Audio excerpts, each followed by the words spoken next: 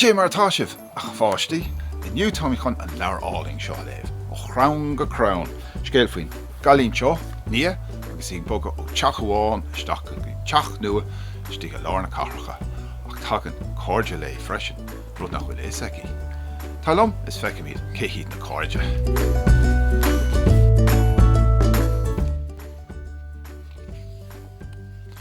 Ó chrán go crán, le Katrina Hastings agus Andrew Whitson, an snáthad mhór a dailsigh.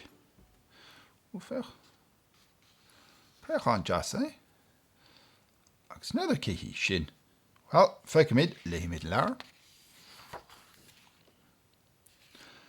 Bhí an teach fad folamh. Bhí gach rád curthaisteach I moscaí. Feic an seo umra folamh. Ní leanach an cailín beag. No, ní léanam fecht an sin, ní leanach bosca.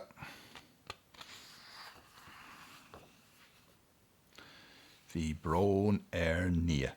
Sin anam a chalín. Nia. Fecht na boscaí go léir. Sin an fáfeach. Bhí job nua feite ag dad. Bhí an chlán ag fágáil a maile faoin tua. Bhí siad ag dulch ag teach nua sa chathair. Fecht na boscaí go léir. Gachad.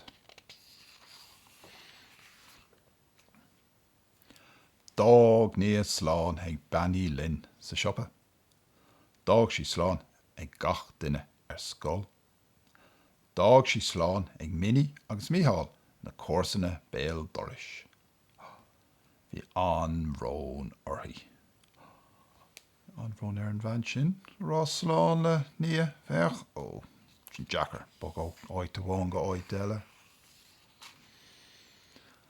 Bhí drám amháin eile rá nia sláánna ágáil lo. Fech orthaí, sig siúil síos. Neidir cadín drám eile. Na préacháin a chónig sa chrán cnó capal ag buna gáirdein. Ba cháirde speisialta ag nia na préacháin sin. Fech ar hús an sin sa chrán. Neidir cévé tá an. 1, 2, 3, 4, 5, 6, 7, 8. Well, fecham sin ní préacháin an sin. Sí an sin. Agus I rá sláán lena gáirde na préacháin. Nach sin brónach. Nar bhíoh éon rud ag churisteach orthaí, is amachigh na préacháin a théach nia leis an scéile int an dóibh. Thosóch na préacháin ag cabart, atar a féin agus hiigech nia go raibh trúa acu dé.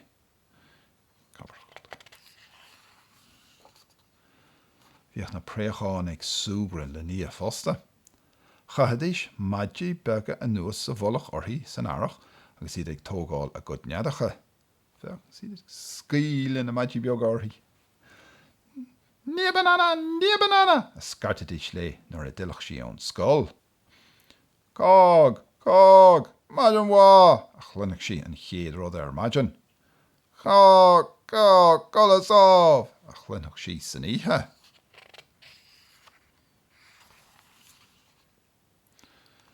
Ach an isis, bhí thú sláán a ágáil acu. Sláán a go bh cháirde, a dúirt sí, ní eicigh mé a rí sibh. Cág, sláán leat, a ddraicear na préacháin.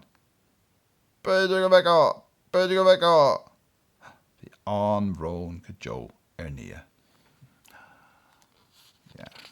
John, brónach sláán ágáil a cháirde. Chonig na préacháin sa chrán cnó capal nia agus sa chlán ag imeacht. Deitiil 3 phréacháin amach as an chrán. Bhí siad ag tríal ar an chrán uair. Ag taobh na haglaise, pís a beg suas a bhóthar. Dá ní ag teacht. Scart siad le préacháin an chrán uair. Sin ítan sin. Nac leis an sépel.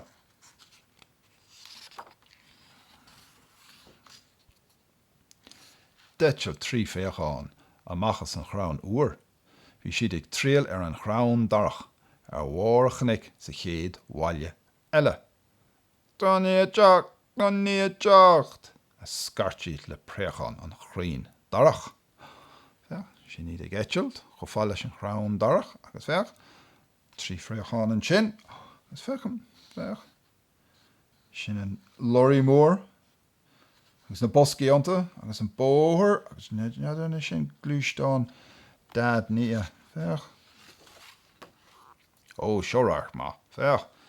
Préachán ag eitilt go háard sa spéir agus ag brenn an nús fecham, fecham glúisteán an sin, agus fecham trop mór an sin, agus iad ag tamán síos a bóthir. Deitiil trí fréachán amach san chrán darach. Bhí siad ag tríal ar an chrán céireann in nach an teanchaisleán, písa níos fuide ar aig. Tá níos teacht, scart siad le préachán an chrín chéireann.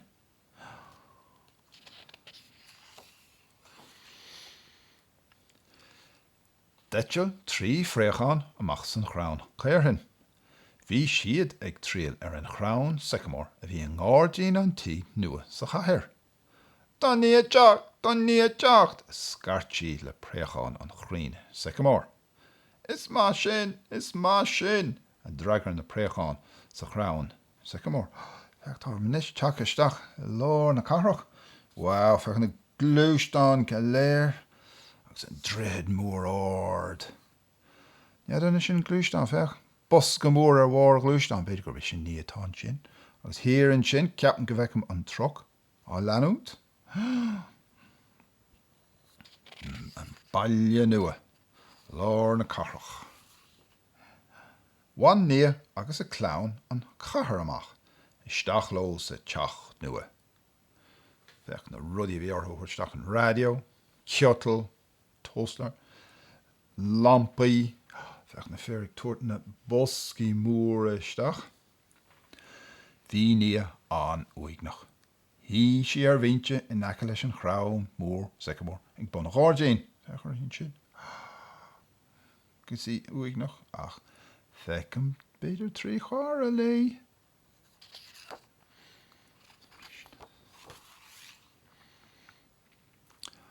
Cog, scart na préachán hús sa chrán. Fáilte róta nia, fáilte go dtí an chathair mhór. Bhí glindar ar nia. Chas sí lámh chuig na préachán. Tháinig íomh an gháire orthaí. Ré, sí isteach an tí.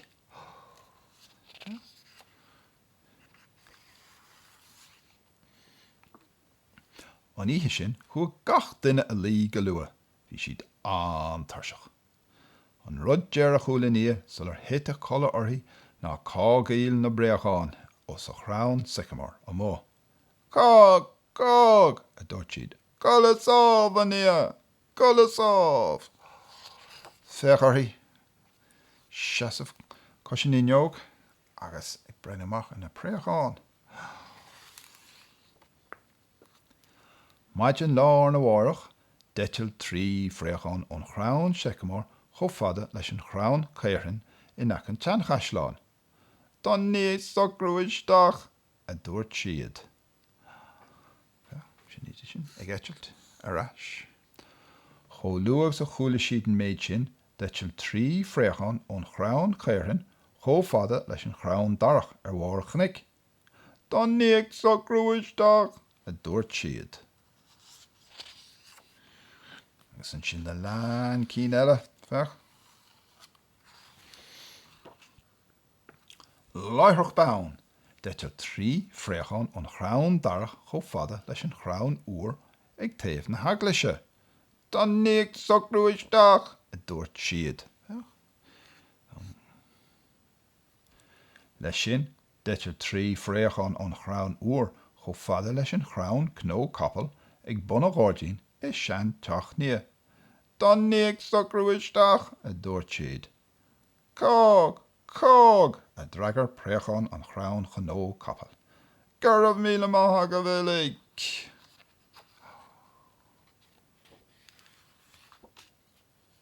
Ó, seo sean teach nia feach. Sna daoine nua teachtasteach, Roinnt léhananta ina dhí sin, bhí clán eile ag bogasteach sa sean teach nia a mo faoin tua. Bhí Larry mac an tí ag siúil hart faoin gáirdín. Ní rah sé sásta. Bhí uignas air. Níor hahan an áid seo leis. Bíonn sé Jackar bógus stachaigh áid nua freisin nach mííon.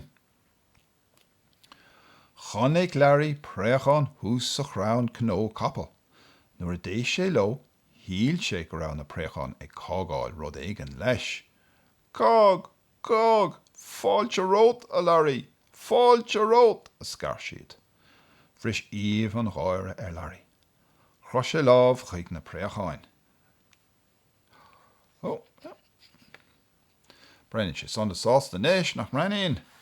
Cóirde nua aige.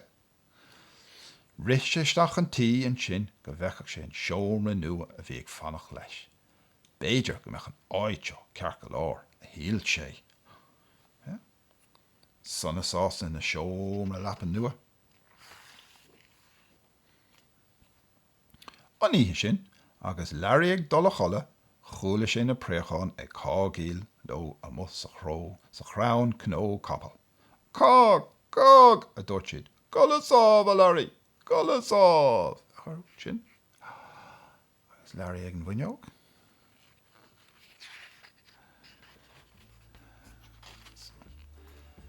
Sin é, bin dear an scéal, súlan gur hahan sé go mór libh.